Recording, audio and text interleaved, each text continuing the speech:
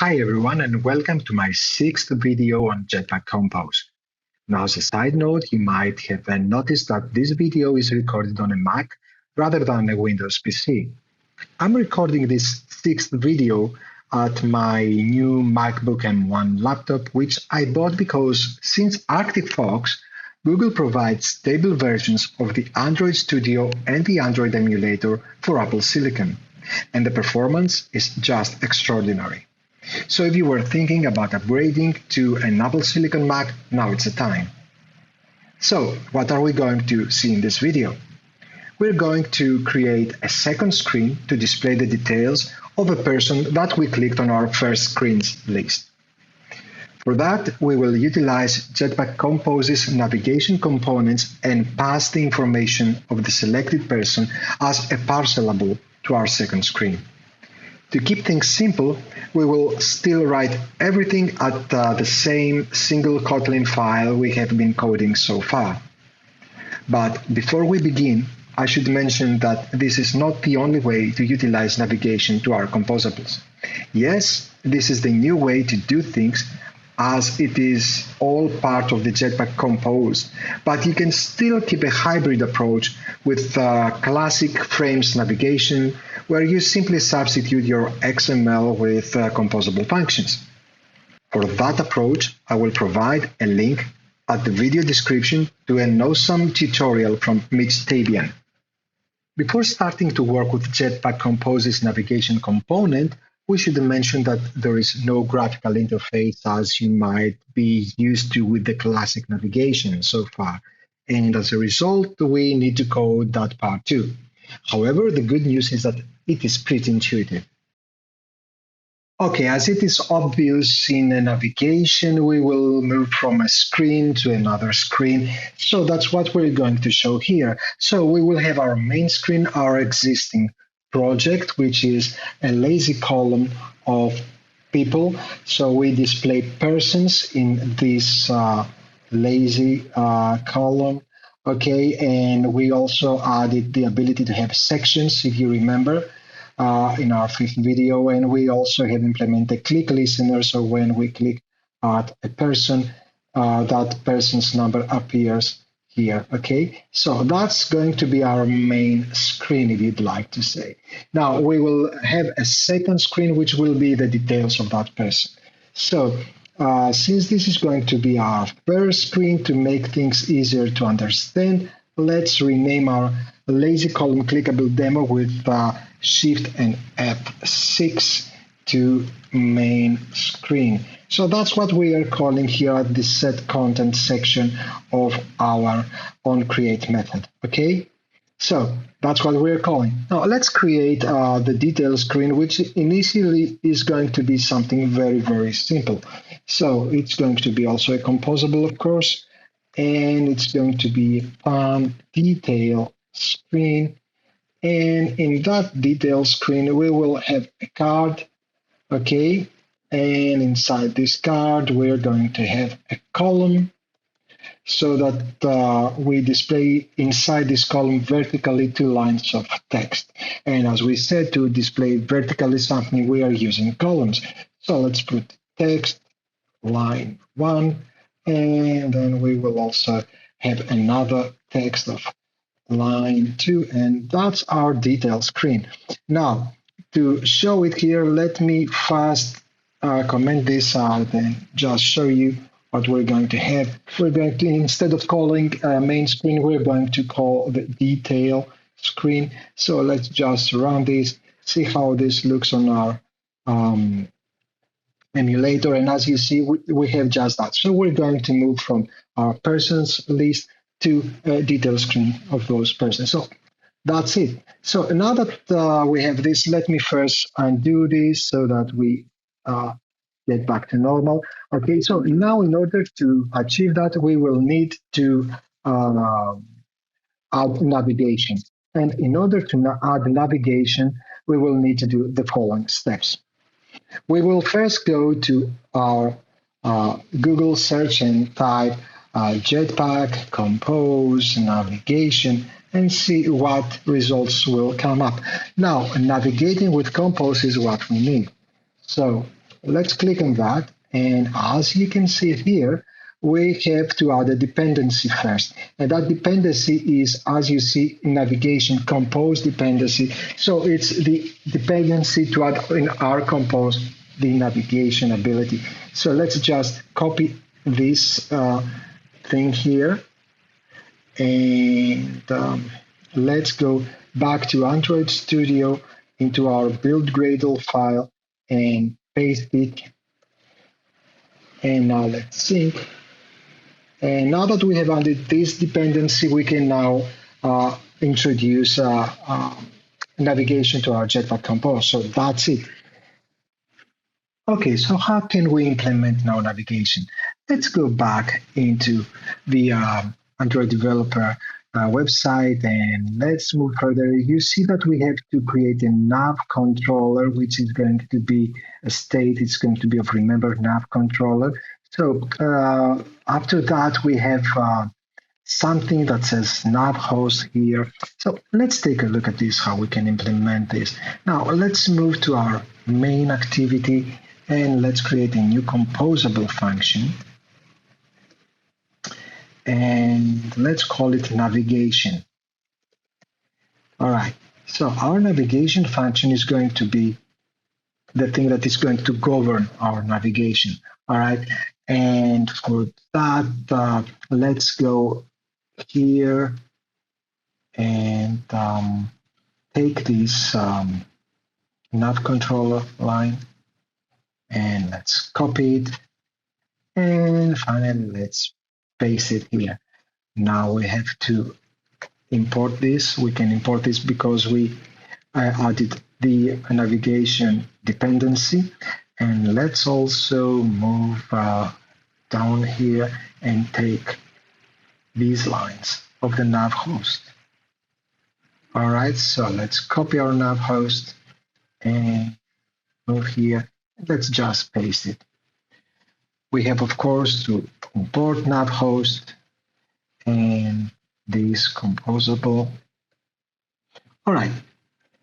So what we have here? Here we have a nav host that takes the nav controller that we introduced here. Okay.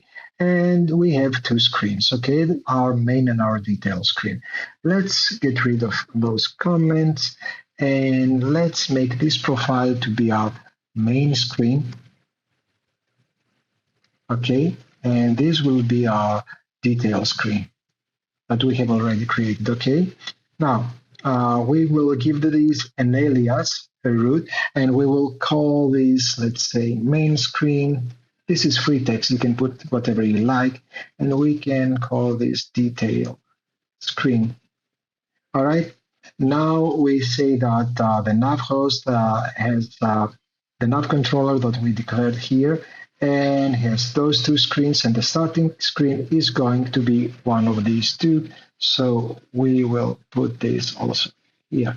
So we start with the main screen, and we have those two screens. Now, let's see what else we can do here. Let's remove these comments and these comments. And here you will see that we have an error here.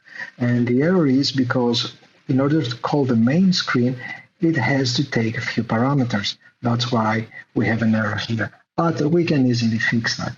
Now, as you see, this screen takes persons list. So we need to, when we call the navigation, we need to forward this here. So instead of calling the persons, let's comment this out here again, these persons at the set content section. And let's comment this. And instead of calling this, we will call our navigation. Okay, because our navigation will now take over and start with the main screen. But as we said, the main screen needs persons. So let's create the same parameter as we have here. Let's call it into our navigation. And here, as we had main screen persons, it will be navigation persons. All right.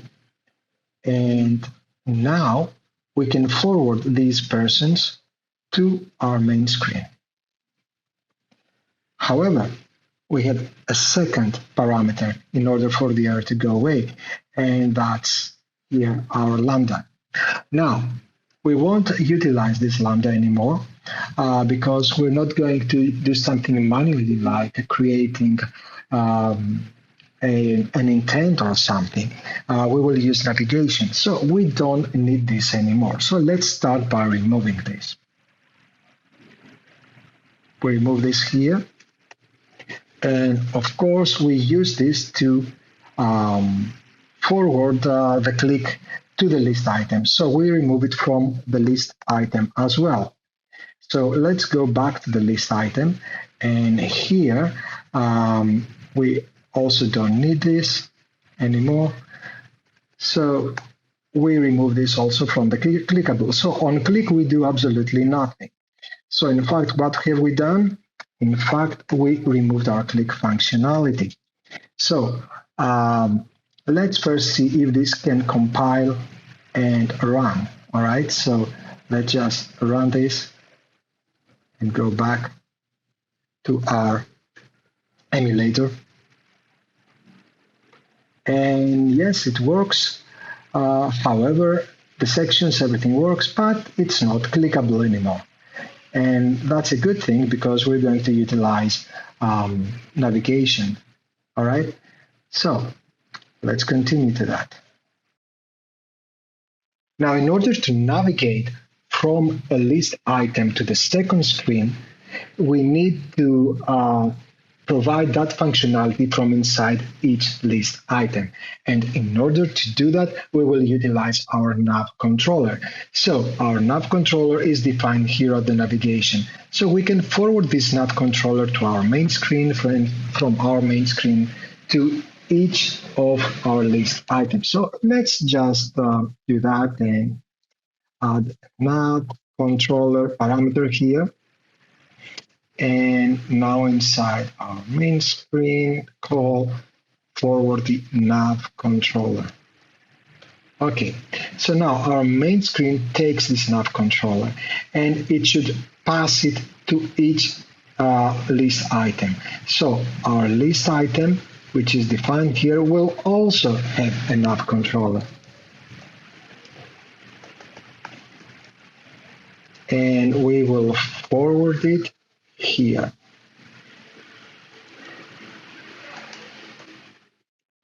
All right.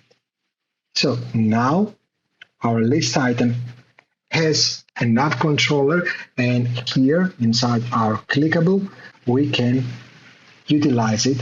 So we can call it and say nav controller navigate. Now, where we navigate? Let's see. We defined up here main screen and detail screen, if you remember.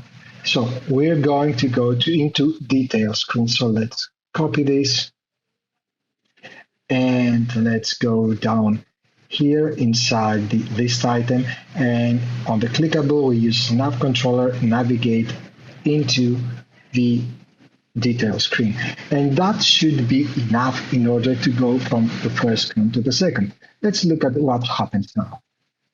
So what have we got here? Well, here we have a very simple implementation of navigation. As we said, our main screen launches from our navigation, and whenever we click at any of the items, we are navigated to the second screen. And that's pretty amazing. However, it's very limited because we're not passing any information as to what item we have clicked on. This is something we will see later when we will pass a parcelable as an argument to our second screen and display information about the very specific person. However, to wrap up our basic implementation, it would be nice to also add a back button here. So when we click it, we are popping our detail screen and from the back stack and be taken back to the main screen. So instead of pressing just the back button of our device, we can have a back button here to pop from the back stack our current item. So let's start by doing just that. So let's go back to our detail screen and add this button. We will add it under our second line of text. So this should be button, and on click, we will actually do something. This something will be to pop our current item from the backstack. But let's first finish up with our UI. So this button will also display some text, and that will be of, let's say, go back. All right. So let's see how this looks now. So here we have our items. I click on any item and I have this go back button that does nothing. All right, so that's pretty good so far. Now let's fix up our UI a little bit, make it a little bit better looking. So to do that, let's utilize our card here and make it look a little bit better. So it will have a padding, and that will utilize a modifier to do that. So we will have a modifier padding, and our padding will be 16 dp.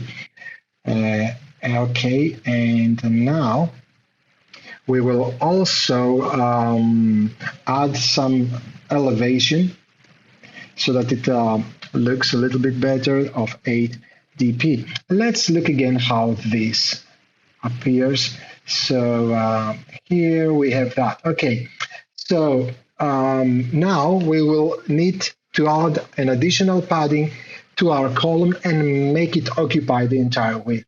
So let's do that. In our column, we will just add a little bit of padding as well by introducing another modifier. And for that, we will add padding of another 16 dp, and we will also make it occupy the entire width. So we will make fill max width, and let's look at it again, and it should look better. Yep, it looks much better. Now let's put a little bit of space between line 2 and the go back button so that it also appears to have a little bit more space, it can breathe. So we will add also a spacer here. All right, and that will also have a modifier. How many times am I writing modifier here? So it will have a modifier of height of 8 dp. And here it looks much better. So that's our UI. So now we want, whenever we click the go back button, to be taken back to the main screen. That is, pop our existing item from the backstack of the navigation for Jetpack Compose. So in order now to utilize our on click, we need to pop our current backstack. Therefore, we need to do something using the nav controller. And in order to do that, we need to pass a nav controller here on our detail screen. So let's just do that. Let's introduce this parameter. And now we can simply pass the nav controller here as we did to the main screen. So let's just simply forward our nav controller to our detail screen as well. So now on click, we will use our nav controller to go back. And for that, we will do nav controller dot pop backstack. And for this, we will pop to our main screen without it being inclusive. Okay, so that's actually our popping. And of course, this can be short written simply as pop backstack. So that's it. That should normally work. So it's that easy. Let's run this, see how this goes. So here we have our items. We click and we are taken back to our main screen, and everything is popped normally.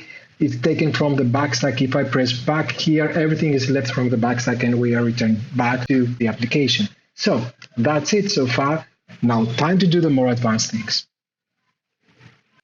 Now, to begin with, we need to make Parcelable our very persons. So let's just go to build Gradle first and add this line, Kotlin does parcelize, and let's sync. Okay, now we can move back to our main activity and we can make a small change to our data class so it becomes parcelable.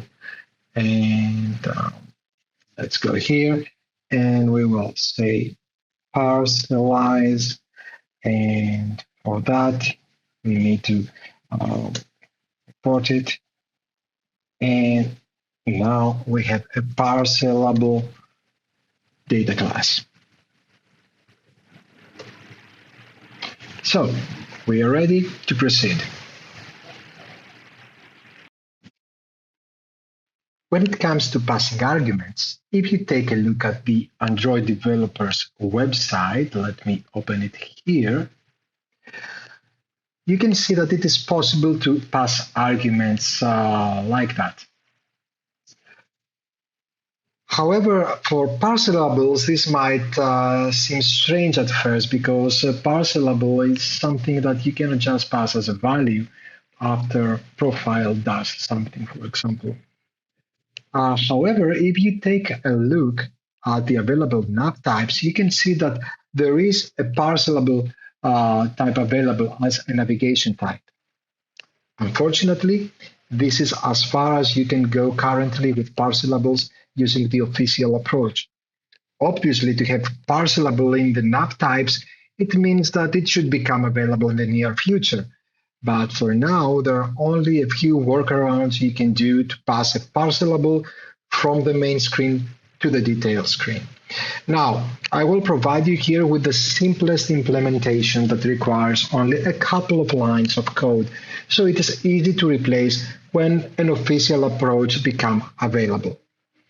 I saw other approaches where you can transform your object into JSON and pass the JSON as a string parameter to the second screen and then rebuild the JSON back to an object at the detail screen. But this is much of a hassle, and on top of that, it requires additional libraries.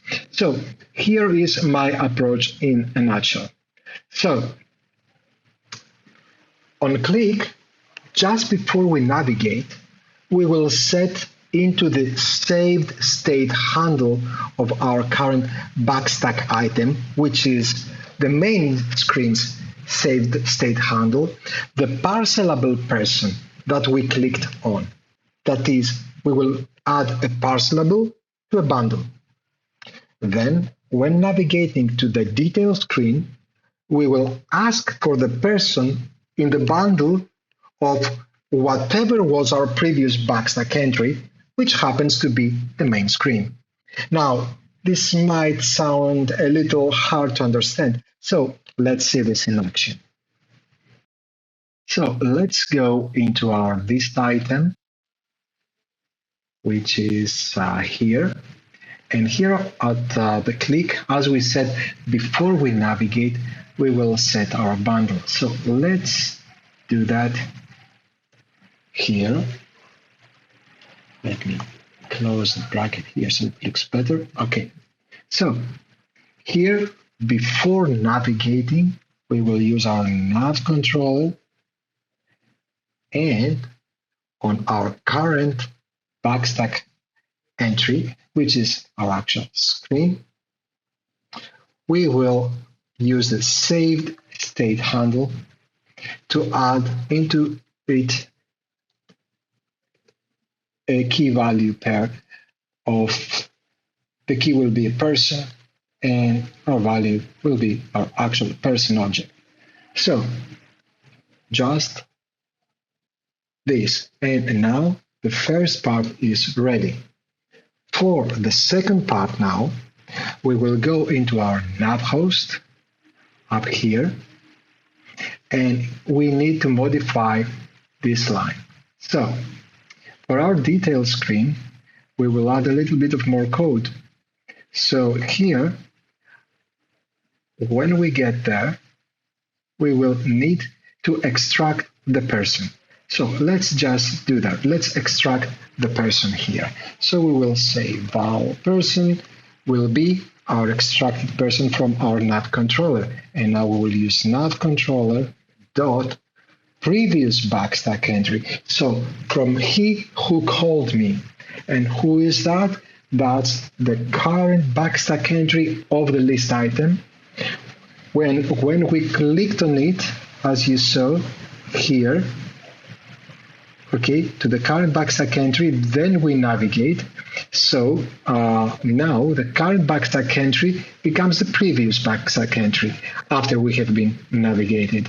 So what we do here, so at the detail screen from the previous backstack entry, we will retrieve from the saved state bundle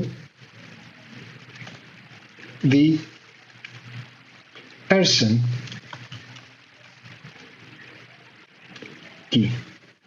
So we will take whatever was in the person key as a person. You see here we did the casting, and that's our person. And now we will navigate with that person. So as long as this person really exists, we will navigate to the detail screen. So now that everything is set, we only have to pass the person here at the detail screen. So let's just do that now. And let's make a person to be type person. So here we will pass that person that we have created into our detail screen, and we are set. Now we only need to display this person's information here at our columns. So let's do that. So let's change here the line 1 to display our current section, for example. So let's make this section, and we will pass now from the person that we got the person's section. And now for the second line, let's change this to reflect to the person's name and the person's ID. So we will make it here person dot name, and then a space, and person dot ID. Now let's see if this works. Okay, so we have it here. Let's click on section 2 and the 15th person, and you see it. Section 2, Johannes Infantakis 15, and we made it. Let's click at 14 at section 1. So it's section 1, 14, and so on. Yes, it works. Let's see something else. Section 4, 47. So you see it works. Let's make it a little bit more appealing, if you like, now. So we will add a style, and we will make this of material, theme, typography, and we'll make it H4. Then we will also add another style here at the line, material, theme, typography, and we will make H5. All right. And now, as we have a spacer, we will add another spacer. We will add the image of the person as well. So let's copy this and add another spacer here. And let's make this better. Let's add our image. We have already created the image loader composable function from one of our previous videos. Okay, and into that we will pass the person's image URL. Let's see how this looks. So let's click here, and that's it. Section 2, Johannes Infantakis, and the image. The image doesn't look very good because we have set it to be only like that in size. So maybe we can also make a small modification here. We see that we have fixed 120 dp. Now, what we could do here? Well, we could change this to be of size, to be of type int, and have default value 120. So if we don't pass anything, it will always be 120 unless we change it so it becomes whatever the size in DP we want. So let's go back here to our detail screen, and instead of getting the default size that is always 120, let's make it, for example, 360. So let's run again. Take a look here. Boom. And here it is. It works perfectly fine, as expected. So that's it. I hope you found it useful. If you have any questions, please write anything you want in the comments, and I will be happy to assist. Thank you very much for joining and for watching all this time in this video series. Take care.